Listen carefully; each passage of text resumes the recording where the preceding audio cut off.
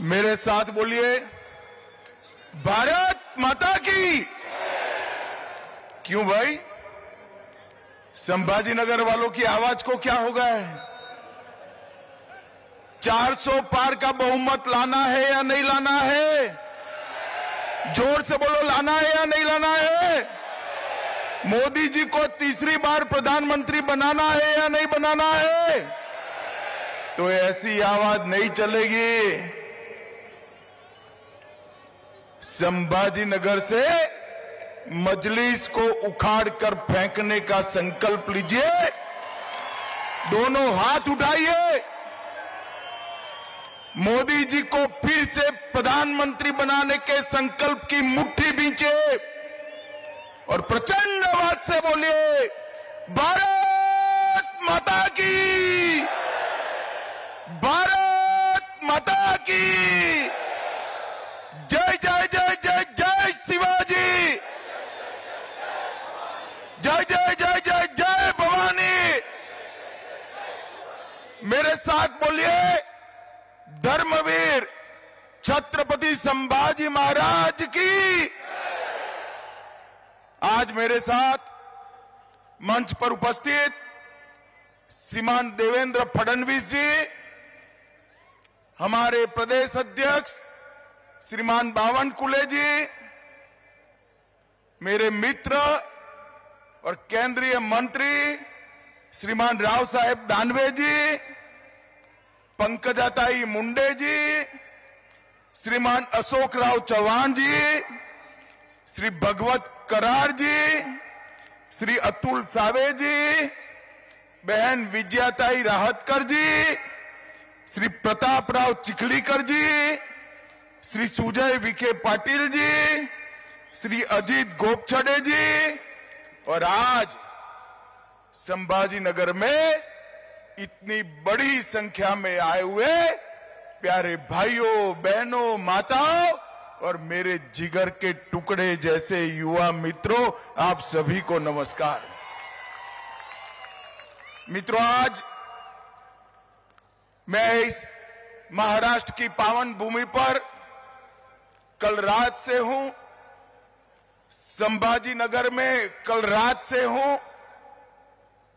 सबसे पहले मैं इस भूमि पर आकर जिन्होंने देश को स्वतंत्रता का मंत्र दिया, वो हिंदवी स्वराज के स्थापक छत्रपति शिवाजी महाराज को प्रणाम कर कर मेरी बात की शुरुआत करता हूं। मैं जब यहां आया हूं तब जिनका पूरा जीवन सालों तक इतिहास को बलिदान और स्वतंत्रता की भूख की याद दिलाता है, वो धर्मवीर संभाजी महाराज को भी प्रणाम कर कर मेरी बात की शुरुआत कर। यही भूमि है, यही मराठावाड़ की भूमि है, जहां संत एकनाथ जी ने, संत ज्ञानेश्वर जी ने, जनार्दन स्वामी ने, सिखों के गुरु गोविंद सिंह जी ने भी यहां अध्यात्म और भक्ति का रास्ता प्रशस्त किया। ये भूमि को मैं प्रणाम करता हूं।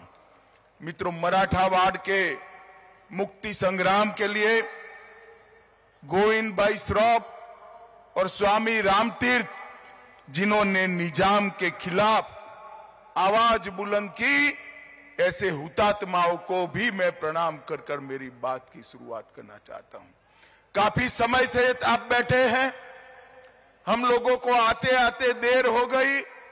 मैं ज्यादा लंबी बात करना नहीं चाहता। मित्रों, आने वाले दिनों में देश चुनाव में जा रहा है। हमारा ये महान लोकतंत्र फिर एक बार 5 साल तक इस देश की सरकार किसके हाथ में होगी, ये तय करने वाला है। भाइयों और बहनों, दो गुट खड़े हैं। एक मोदी जी के नेतृत्व में, भारतीय जनता पार्टी के नेतृत्व में एनडीए का गठबंधन है, और दूसरी ओर राहुल बाबा के नेतृत्व में इंडी अलायंस गठबंधन गठबंधन है। ये दोनों कौन है? एक और नरेंद्र मोदी जी है, जो देशभक्तों की टोली भारतीय जनता पार्टी के नेता है और 10 वर्ष में भारत के अंदर आमूलचूर परिवर्तन लाने का प्रयास किया और जिनका लक्ष्य है 2047 में भारत माता को विश्व गुरु के स्थान पर बिठाने का लक्ष्य है। और दूसरी ओर ये परिवारवादी गठबंधन, इनका लक्ष्य क्या है? सोनिया जी का लक्ष्य है राहुल बाबा को प्रधानमंत्री बनाना, शरद पवार जी का लक्ष्य है इनकी बेटी को मुख्यमंत्री बनाना, उद्धव जी का लक्ष्य है बेटे को मुख्यमंत्री बनाना, ममता जी का लक्ष्य है भतीजे को मुख्यमंत्री बनाना, स्टालिन साहब का लक्ष्य है बेटे को मुख्यमंत्री बनाना। मुझे बताओ संभाजी नगर वालों, जो बेटे बेटी दामाद और भतीजों के लिए काम करते हैं वो आपका भला कर सकते हैं क्या? जोर से बोलिए, कर सकते हैं क्या? भारत का भला कर सकते हैं क्या? भारत को सुरक्षित कर सकते हैं क्या? विकसित भारत बना सकते हैं क्या? ये सारा काम केवल और केवल नरेंद्र मोदी के नेतृत्व में भारतीय जनता पार्टी कर सकती है। ये महाराष्ट्र की जनता ने 2 बार हम आए, 14 में आए, 19 में आए, आपके सामने हमने झोली फैलाया, दोनों बार 50% वोट दिया और 41 से ज्यादा सीटें देने का काम महाराष्ट्र की जनता ने किया। मैं महाराष्ट्र की जनता का हृदय से बहुत बहुत धन्यवाद करना चाहता हूं। परंतु मित्रों, आज मैं संभाजी नगर आया हूं। संभाजी नगर ने एक कसक छोड़ दी थी।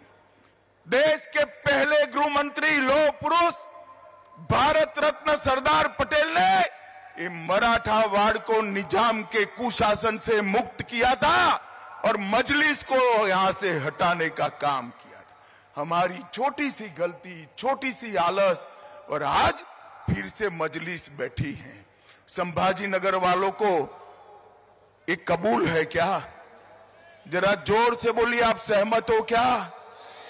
आज इस सभा से संकल्प कर कर जाइए, सरदार पटेल ने जो आजादी के बाद निजाम से मुक्ति दिलाई थी, ये नए निजामों को आप फिर से एक बार घर में बिठाकर उनकी जगह बताने का काम करेंगे।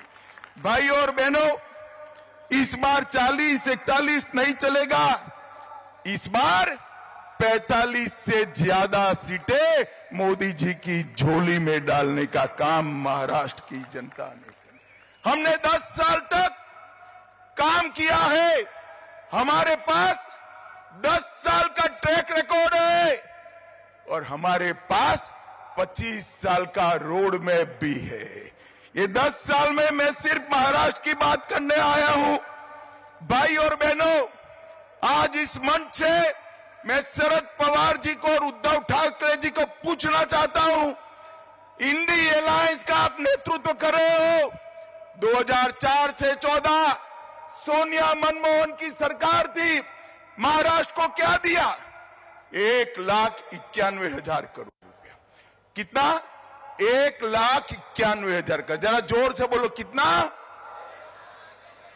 मोदी जी ने 14 से 23 9 साल में 1,91,000 करोड़ की जगह उससे 4 गुना 7,15,890 करोड़ रुपया देने का काम। इसके साथ साथ 8 लाख करोड़ के और प्रोजेक्ट दिए। 10 साल में 16 लाख करोड़ रुपया महाराष्ट्र के विकास के लिए नरेंद्र मोदी जी ने भेजे। शरद राव, जरा हिम्मत हो तो हिसाब किताब लेकर आ जाना। हमारा युवा मोर्चे का कार्यकर्ता शिवाजी महाराज के पुतले पर सार्वजनिक चर्चा के लिए तैयार है। आपने क्या किया है महाराष्ट्र के लिए? और भाइयों और बहनों, इतना ही नहीं, लगभग 1,20,00,000 लोगों को आजादी के 75 साल के बाद महाराष्ट्र में पीने का पानी घर में मिला। 1 करोड़ लाभार्थियों को 5 लाख तक का आयुष्मान भारत का फायदा मिला। लगभग 76 लाख माताओं को घर में पहली बार शौचालय मिला। 7 करोड़ लाभार्थियों को प्रति व्यक्ति प्रति माह 5 किलो अनाज फ्री ऑफ कॉस्ट देने का काम नरेंद्र मोदी ने किया। 51 लाख लाभार्थियों को, माताओं को घर में गैस और चूल्हा देने का काम नरेंद्र भाई ने किया। 12 लाख लाभार्थियों को महाराष्ट्र में घर दिया। और मुझे बताओ संभाजी नगर वालों, आप लोगों के दोनों टीके लग गए कोरोना के या नहीं लगे? लग गए? वो जरा हाथ ऊपर करो दो। सबके लग गए? किसी को 25 पैसा भी देना पड़ा है? मोदी जी ने कॉफी पिलाकर टीका लगाया और व्हाट्सएप पर मोदी जी के हंसते हुई फोटो के साथ सर्टिफिकेट देने का काम भी कर दिया। और देश में 200 करोड़ टीका लगाकर 130 करोड़ की आबादी को कोरोना से सुरक्षित करने का काम नरेंद्र मोदी जी ने किया। मैं आज फिर से इंडिया अलायंस वालों को चैलेंज देकर जाता हूं कि आप आगे आइए। आपके भी 10 साल थे, हमारे भी 10 साल थे। हिसाब किताब करिए। अरे आप कर ही नहीं सकते हो, अरे ज्यादा करना है तो आपके 40 साल और हमारे 10 साल का हिसाब करिए। हमारे 10 साल का पलड़ा भारी है भाई। मोदी जी ने 10 साल के अंदर किया। मोदी जी ने 10 साल के अंदर देश को सुरक्षित करने का काम किया। मोदी जी ने सर्जिकल स्ट्राइक और एयर स्ट्राइक कर पाकिस्तान के घर में घुसकर आतंकवादियों का सफाया करने का काम नरेंद्र मोदी जी ने किया। मुझे बताओ भाइयों बहनों, धारा 370 हटनी चाहिए थी या नहीं हटनी चाहिए थी? जोर से बोलिए, हटनी चाहिए थी या नहीं हटनी चाहिए थी? ये कश्मीर हमारा है या नहीं है? 70 साल तक एक घमंडिया गठबंधन धारा 370 को अपने अनोरस बच्चे की तरह गोदी में पाल कर बैठा रहा। आपने दूसरी बार मोदी जी को प्रधानमंत्री बनाया। 5 अगस्त 2019 को मोदी जी ने धारा 370 को समाप्त कर दिया। और जब मैं बिल लेकर पार्लियामेंट में खड़ा हुआ, ये राहुल बाबा, जानते हो ना राहुल बाबा को, वो कहते हैं मत हटाओ मत हटाओ। मैंने कहा भाई क्यों ना हटाए? तो उन्होंने कहा कश्मीर में खून की नदियां भी बह जाएंगी।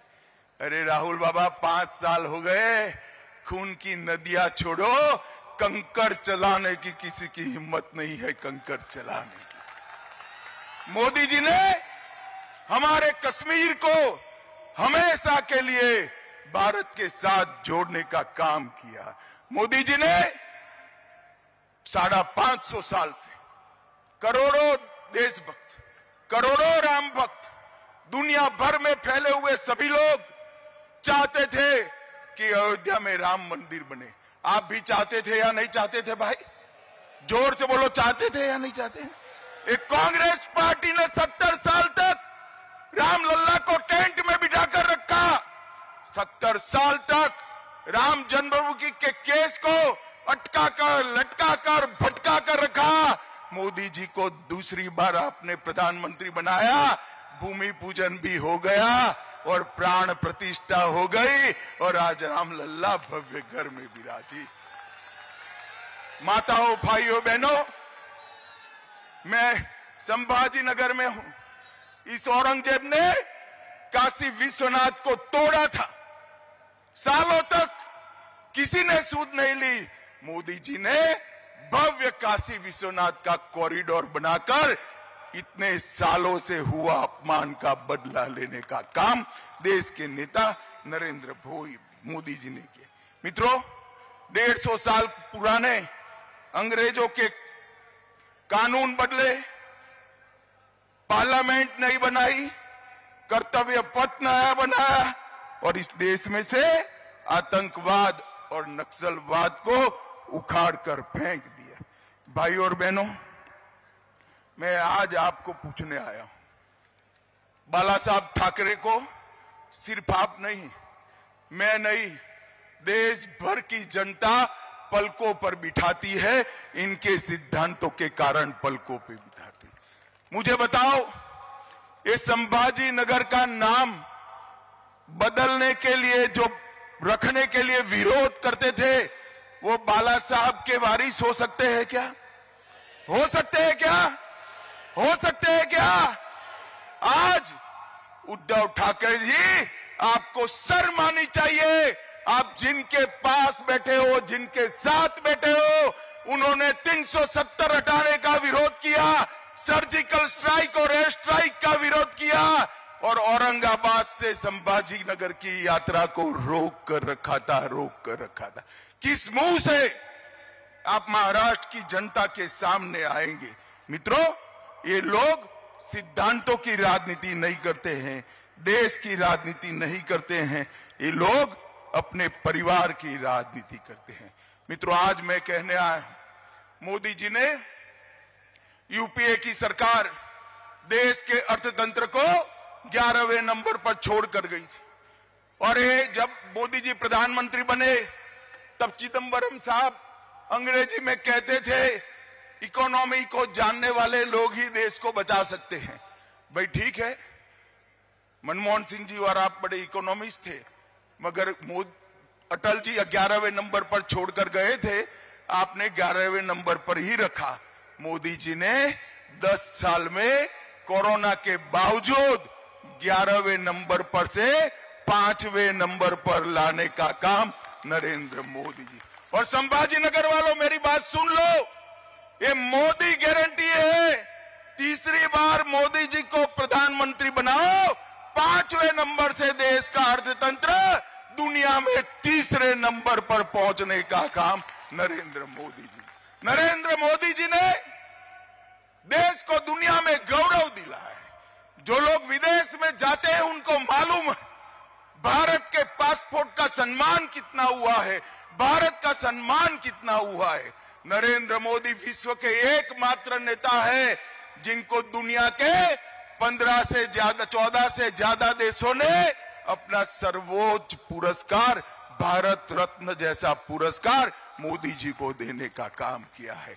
और मित्रों, ये मोदी जी का सम्मान नहीं, भारतीय जनता पार्टी का सम्मान नहीं है, ये सम्मान देश के 130 करोड़ की जनता का और मेरे संभाजी नगर के भाइयों और बहनों का सम्मान है। और मित्रों, पूरी दुनिया में मोदी जी जाते हैं, पूरी दुनिया में कोई भी भाषण उठाकर दे, मोदी जी देश की राष्ट्रभाषा हिंदी में बोलते हैं, भारतीय भाषा में बोलते हैं, भारत का सम्मान बढ़ाते हैं। मोदी जी ने दुनिया में भारत का सम्मान बढ़ाने का काम किया है। और कांग्रेस ने क्या किया? एक कांग्रेस पार्टी और एक घमंडिया गठबंधन जो महाराष्ट्र में हमारे खिलाफ चुनाव लड़ने वाला है, उसको जान लो, ये लोग डिनायल मोड में आ गए हैं। इन्होंने 370 का विरोध किया, 3 तलाक हटाने का विरोध किया, ओबीसी कमीशन बनाने का विरोध किया, कश्मीर में वाल्मीकियों को रिजर्वेशन देने का विरोध किया, हिंदू शरणार्थियों को नागरिकता देने का विरोध किया, जीएसटी कानून का विरोध किया, राष्ट्रपति रामनाथ कोविंद और ट्राइबल राष्ट्रपति द्रौपदी मुर्मू का भी विरोध किया, सर्जिकल स्ट्राइक और एयर स्ट्राइक का विरोध किया, भारत में वैक्सीन आई उसको बदनाम करने का विरोध किया, नए संसद भवन का विरोध किया, कर्तव्य पथ का विरोध किया, और अंत में राम जन्मभूमि की प्राण प्रतिष्ठा का भी बहिष्कार किया। मित्रों, ये लोगों को डिनायल मोड में आ गए, वो कुछ अच्छा नहीं कर सकते, विरोधी उनका काम बचा है।